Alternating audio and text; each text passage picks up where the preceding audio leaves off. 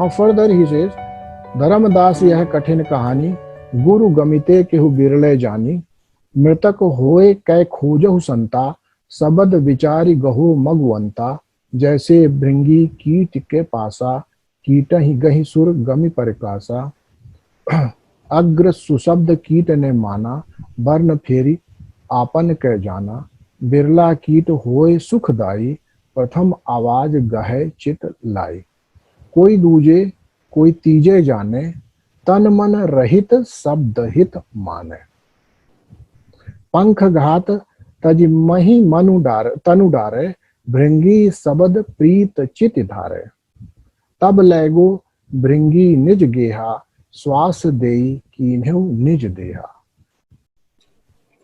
भृंगी शब्द जो कीट न गहई, तो पुनि कीट असारो रहे। This is a kind of story which people believe in. Like we say that a swan can pick up the milk from the water. He can separate. That is swan. There is this myth going around it. The story that swan is the one, such a bird who can differentiate water from the milk. He can drink the milk and leave the water, even if you have mixed it. That's the quality of swan. Okay, this is said, and in the same way, it is said that the what you call bumblebee or bringi bhaura, if any other insect, any other fly, any other insect is getting attracted to this bumblebee, then sooner or later, very shortly, it becomes like him only. That means he also becomes bumblebee. This is also a story. This is also a myth. That if he is taking one insect, any keet, what we call keet means insect, patanga means a little flies which are roaming around. If bringi means the bumblebee is making sound, it makes a humming sound, quite dominant humming sound. So when any fly will see that a bumblebee, if he hears that bumblebee is making sound, he gets attracted to it. Then what happens? If he attracted to it, he stays with it. He becomes hypnotized completely, right? And then in due course of time, that insect becomes a bumblebee. This is the story basically. Okay. And this has been told. This has been told over millennia like this. That swans are like this, bumblebees are like this. So this story is actually taken with the help of this story. What he says is that when a seeker, why bumblebee example? Because bumblebee makes a sound. Sound means shabad. Shabad means mantra. Mantra means truth. Okay. So when somebody hears a sound, an insect is getting aware of a sound. That insect is attracted to that sound. And an insect is one of them. Maybe every insect may not be attracted. Maybe out of 100, 2 will be attracted, 1 will be attracted. But the one who gets attracted to such a bumblebee and stay with it for some time, then bumblebee takes that insect along and in his home. It is said he takes along that insect to his home, and in his home he actually transforms. And this insect is ready to let go his body, which you are like. If you are born, whatever body you are currently possessing because of the DNA arrangement of your parents, you are so much attached to it, right? And you can't let it go. So you can't replace it with anybody else. You can't say that give this body, I will take this, I will let go my this face and this body and give me another body. It will be difficult. It will be a tough job. I want to be in this body. I want to keep this identity. You change me. But that insect does not insist. He says, no problem. I am in your company. So whatever pleases you, my lord, he says like that. So this bumblebee, through his sound, through his this power of transformation, later on that converts that another insect, another fly, as bumblebee. Okay, understood? This is the example. So he is now asking us to become aware of certain principles. So let us understand, what does it mean? It means that a person who has understood, who has become mritak. Mritak means the one who is not concerned with his body anymore, right? And body means what? All your possessions in this world. This is your body. Had you been your body only, this much body only, probably the world would have been different for you. But other bodies are your body. Is it not? The bodies which are roaming around are equally as, equally, you are concerned with other bodies also. So your body has become many bodies, right? So when we are talking of this body concept, he is actually referring to this, our associations with, in the world, keeping other bodies are also our own body. You see, somebody scratches your car, why you feel the pain? Because you have extended your body till your car. Right. Is it not? Is it not? Just think, why the scratching pain in your body, in your heart? Why are you feeling pain? Only because that car is extension of your body. Right? If your son, your daughter, your relative whom you connect with falls down, has some problem, what happens? Your body. You are finding it difficult. My body is getting hurt. Now, your body remained your body good, but you have not kept it like that. You are not ready to surrender your body means what? You are not ready to change the status quo in which you are in this world. You are not ready to disown this body means your own body and the bodies which you think are yours. I don't know. You are not ready to leave your family. You are not ready to leave your car. You are not ready to leave your furnitures. You are not ready to leave anything for that matter. And then you say, the Bringi should come and should change, convert you into another Bringi. The bumblebee should come and make this insect a bumblebee. It's not possible. Why? Because you're so much associated with your body. But bumblebee changes those insects to his own replica, to his own form, those who surrender their body. Work on me now. Right? Understand? And such a fly, such an insect is welcomed in the home of that bumblebee. Very, very nice example. Yeah.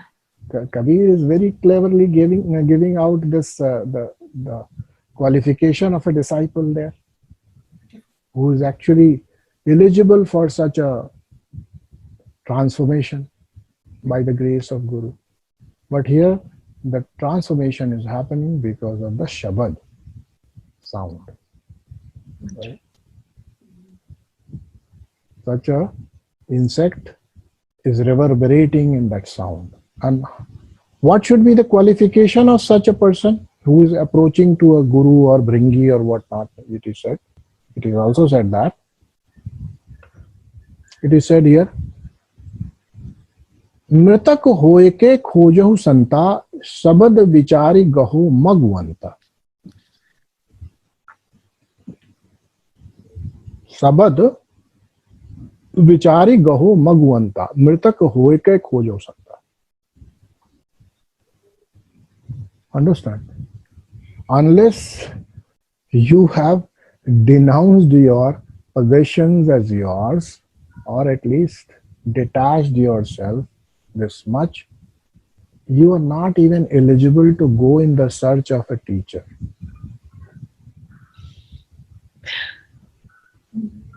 You're not eligible.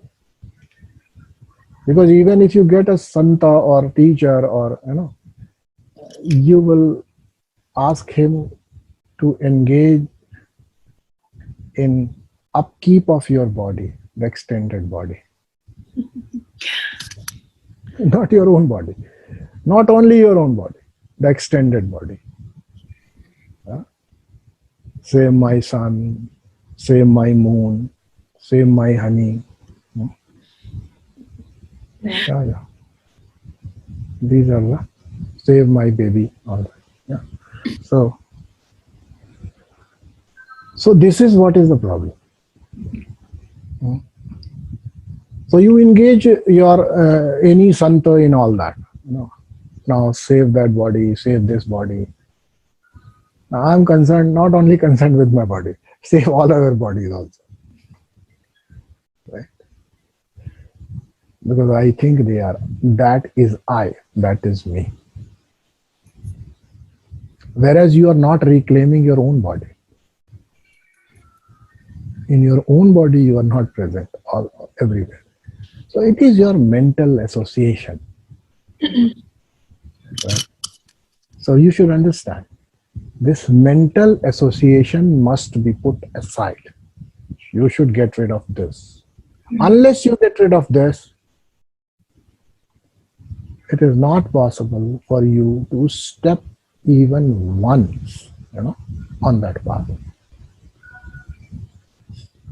It is said in such a way that you are trying to swim by latching onto 1,000 kg block, iron block, and not leaving that, but you want to swim.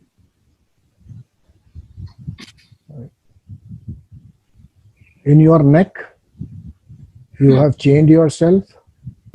Even if that block is not of iron, it is made up of gold. Then also it will drown you.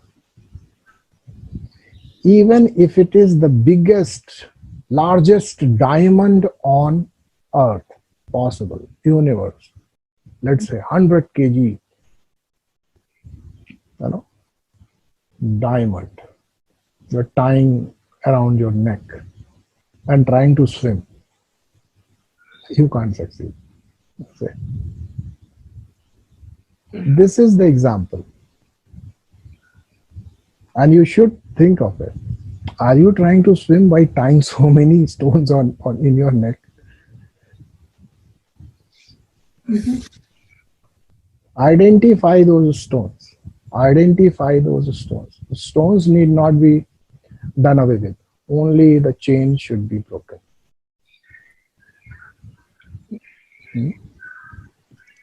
No fault of stone.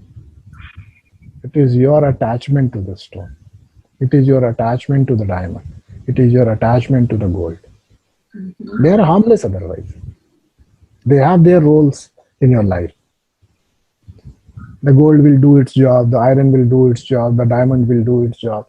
But if you want to actually keep it with yourself and you want to swim across this bhava, not possible.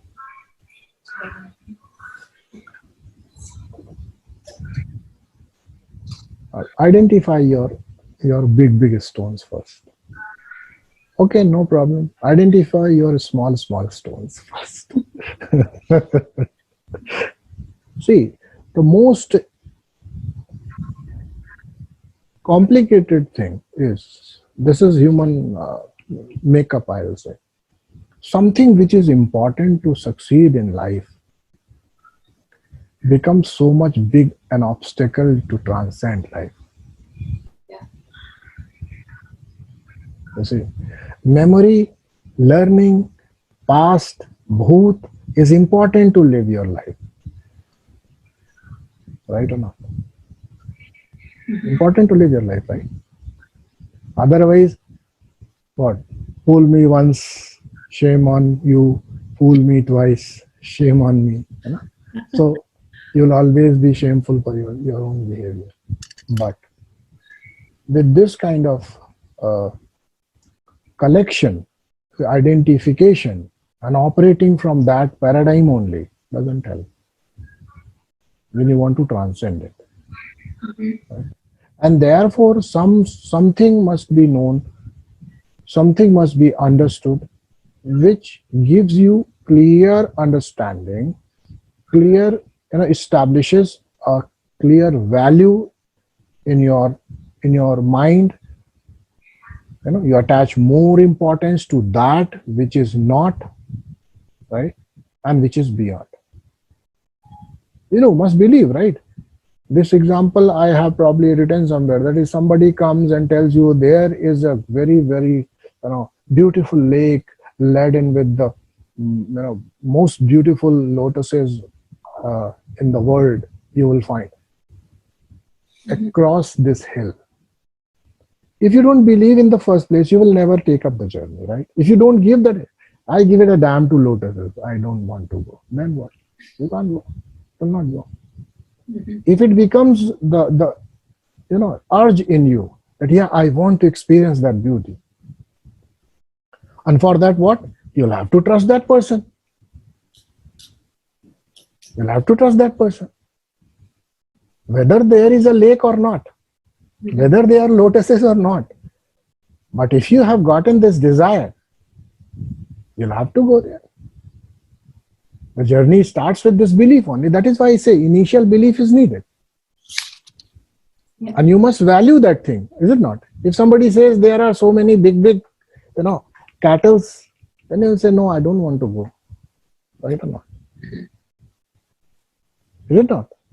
Yeah. In the search of big cattle and buffaloes, you will not go there. But if somebody says there is immense beauty, just like heavenly beauty on the other side of the hill, you'll say, okay, let us plan. Let us plan to go. Right? So this is what is needed. Few things are very, very clear. First is becoming a mritak.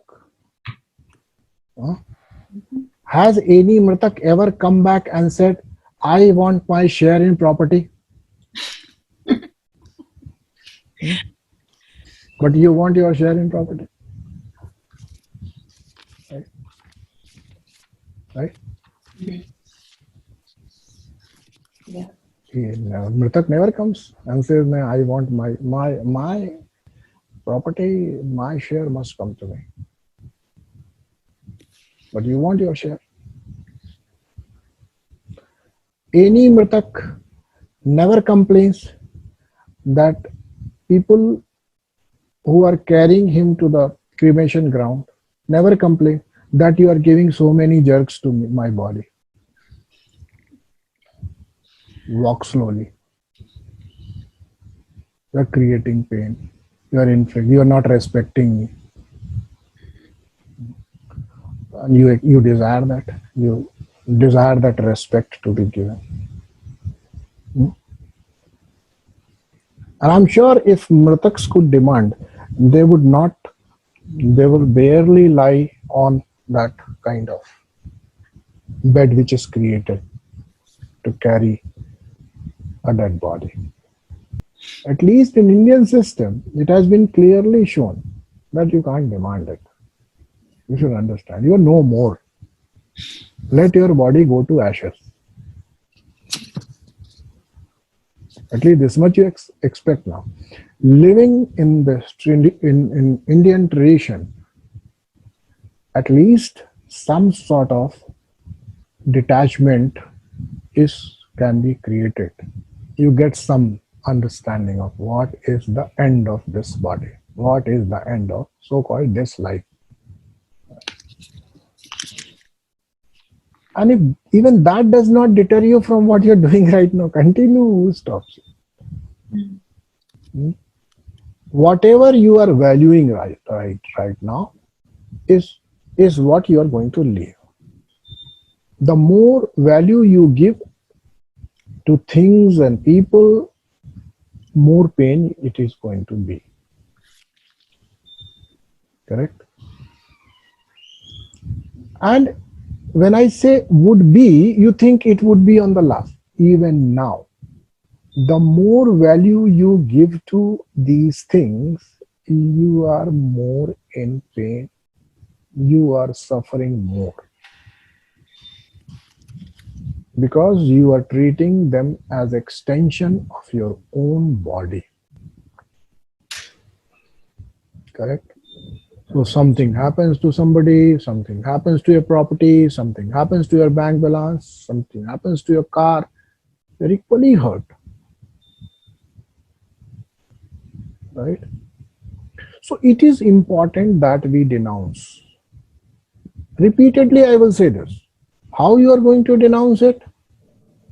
Up to you. The way you took it as yours, the same way. There is no other way. You believed it by repeating it. You came to believe it by repeating. You know?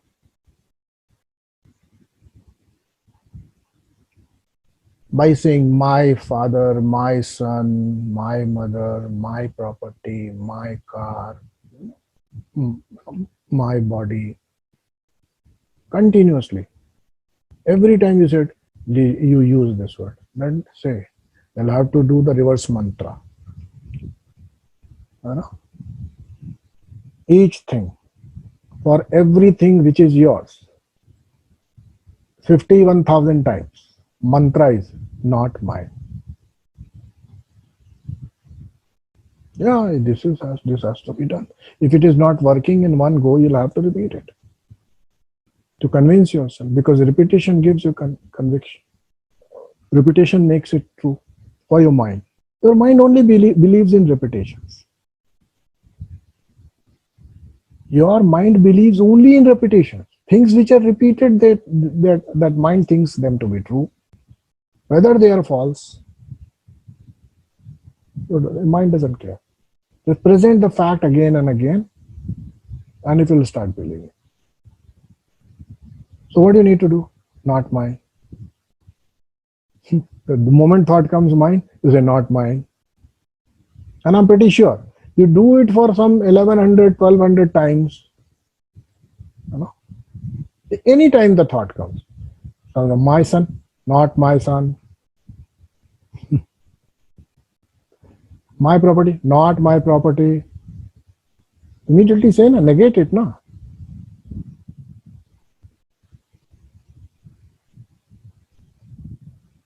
Don't question it. Do it once, na. Don't think that it is a futile thing. Try doing it and you'll see the change. The change happens this way only, because the forward programming was done by repetition only. Simple connection was enough to take care of things, right? Right. Acha, the way you keep the front, the front area of door, also there is a connection, little bit connection, the front side of the road. You don't say my road, but still you feel you feel that this should be clean, this should be well maintained. Not my road, but it is to be maintained well, right?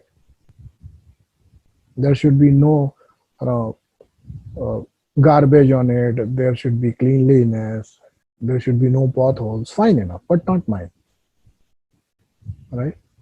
So in the same way, you can take care of things. Why you claim mine, mine, mine? Take care of things. They are there, fine, but not mine.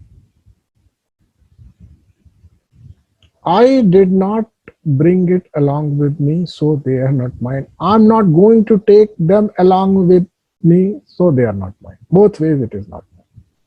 Yeah, intermediate, why you give so much importance to this? Intermediate experience. Did you bring along all these things? No. Will you take them along? No. How they are yours? They are there. I'm not saying they're not there. Let them be there.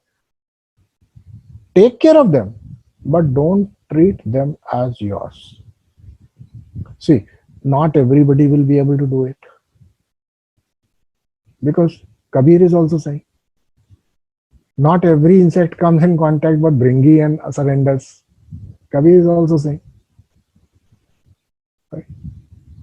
Not everybody will learn. Even if I say that you do it, do you think each one of you will do it? No. But the one who does it, he says, this fellow is Mritak. Now he is eligible. Understand? Here some imagination works. In such situation, if you want to accept it as your life mantra, not mine, then some imagination. In our system, we say that till the time you have not realized yourself as the creator of your own life, till the time you have not become face to face with your own Shakti, which is the Mahamaya, you admit and accept that as an entity taking care of everything, because it is in his domain or her domain, everything has unfolded. So what we say, it is hers, tera, not this limited me, not this limited I. I do not own it. Some other higher or deeper aspects own it. But till the time I do not know that aspect as me, I will give it an identity and will say, tera. Ye mera nahi. It helps. So some people may come up and say, Acharya ji, you're saying not mine, but whose then all this all belongs to?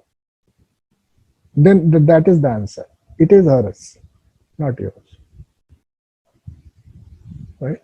It is hers because it has been created using all the ingredients which she created. You did not create anything in this world. You only rearranged. Okay. Not even the baby which a mother gives birth to. It only rearranges the food in such a way. The body does that.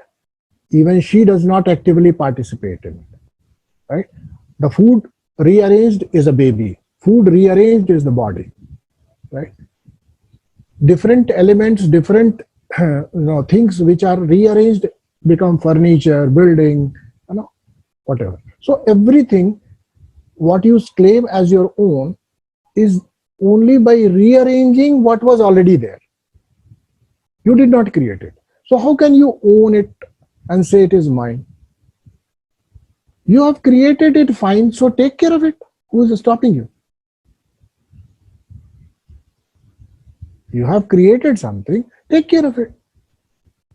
If you don't like it, throw it away. If you like it, then take care of it. Simple. But if you're taking care of something, it does not mean it becomes yours. Your whole day life, everyday life proves it. You go to office, you work for an office, you give your blood and sweat to that office, you earn for that office. You temporarily, you also say it is my office, but you don't own it. And you make the most of it. And you are able to make the most of it only by thinking that it is mine but not permanent. And the person who thinks that it is first office, it is my office, he can't grow. Even in career, he can't grow. Think of it now. The one who is able to loosely connect with something, take it as temporarily mine, not mine, but I will work for it. I'll make the best out of it. That person grows, even in the career also. But suppose a person gets a job and start treating that first company or first office and first telephone and first chair as my chair, my office. Stuck up. Can't move. Can't grow. So even there in the life also, you have to be loosely bound with things. Otherwise you don't grow. And then you insist, I want to grow spiritually. But no. These are my strong connections. People come and say, my strong connection. Congratulations, your strong connections. Keep it with them. You also be them. Because your all strong connections are not interested in all the journey which you have undertaken probably. Only you, or probably maybe if you're lucky, then your partners may also. That's also a rare opportunity, a rare thing, a rare phenomenon. But one person becomes interested to transcend the life, another person still, supports it. Becomes difficult. So what were we going to do? Simply allowing the life to happen the way it is happening and not claiming it as our own, right? And being fully present in your own body, reduce the mind activity by paying attention to your inner energies rather than thoughts. Do not consume your consciousness too much in the thinking. Get some good share to your body so that it can heal, it can help you. You know, if you give so much consciousness, so much of your energies to your body, you know, then what will happen? Your body will support you.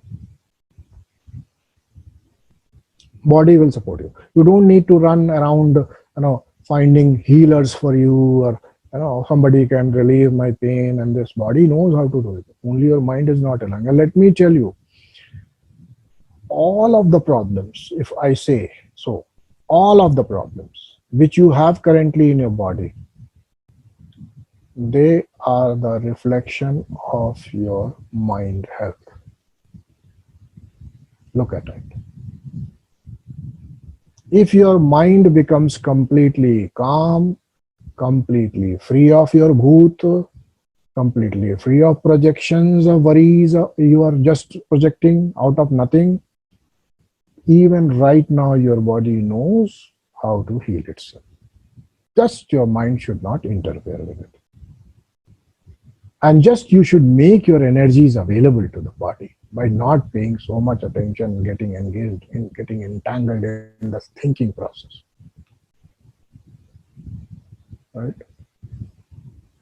Even your physical body will support in your spiritual journey also.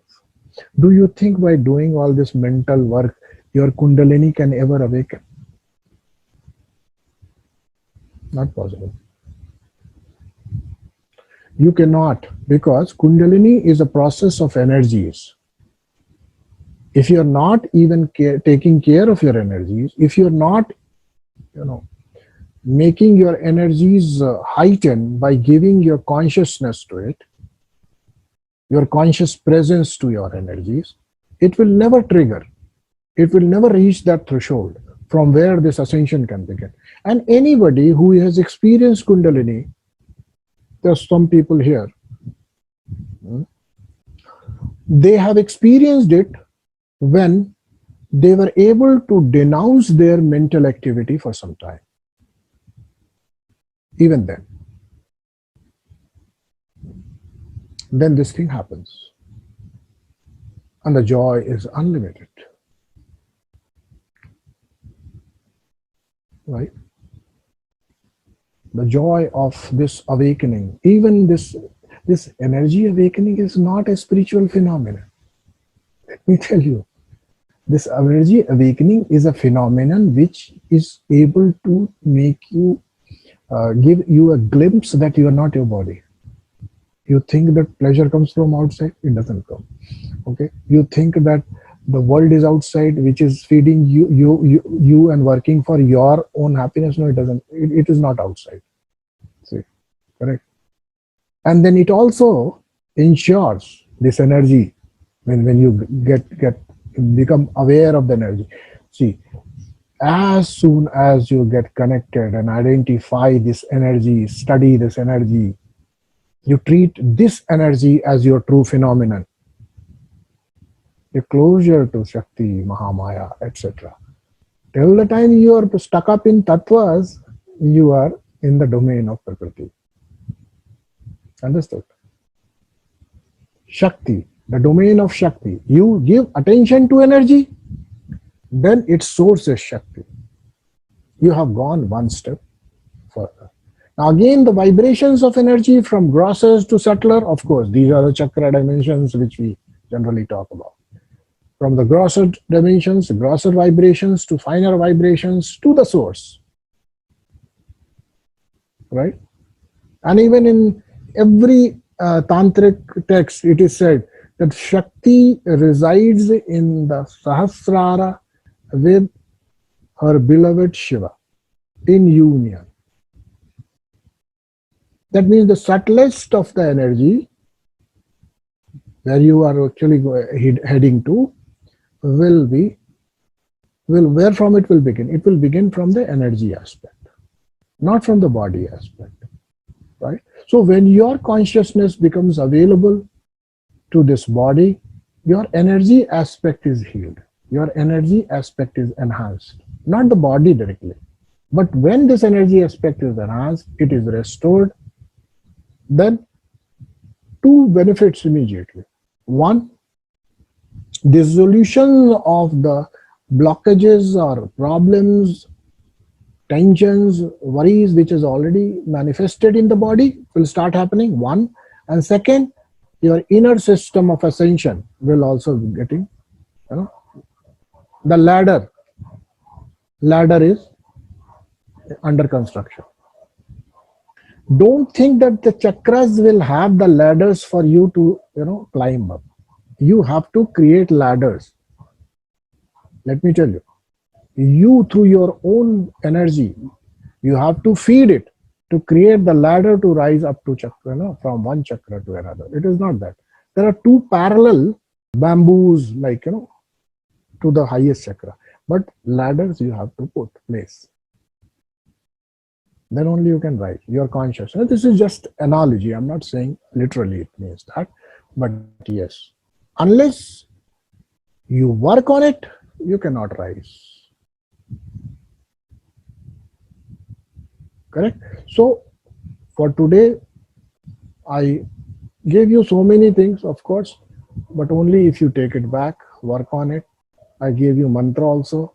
For anything, you get this feeling of mine, my, say not mine. तो फिर किसका? तेरा. Not my, it is breaks your heart, gives you so much pain. Not mine.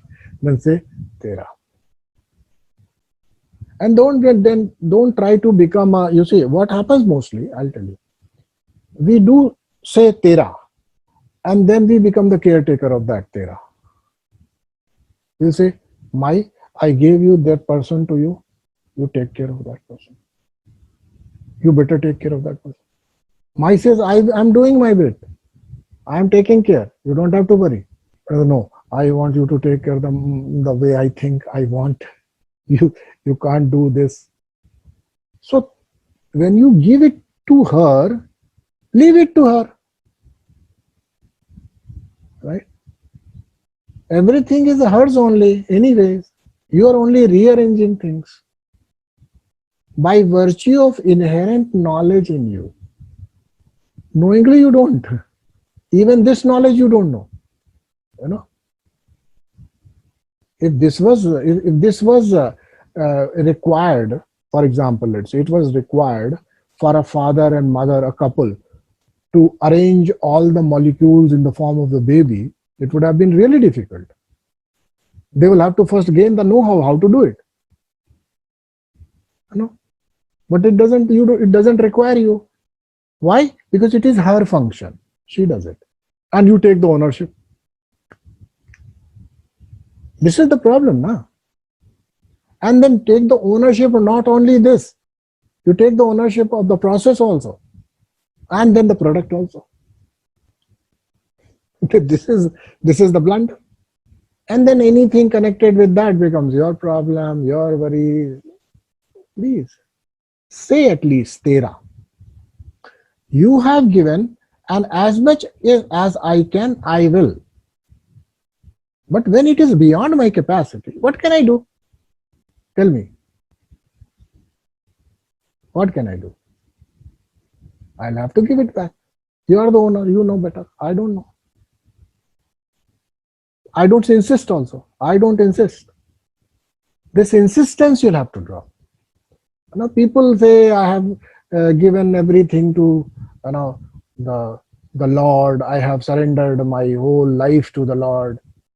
And when anything goes wrong, they'll say, Lord, please take care of that. If it was of Lord, He will take care of it. Who are you to come and tell? Who are you to insist that this is the way to take care of it? It was by his design that body or that person or the thing was born. And it is by his design or her design that things were sustaining or sustained.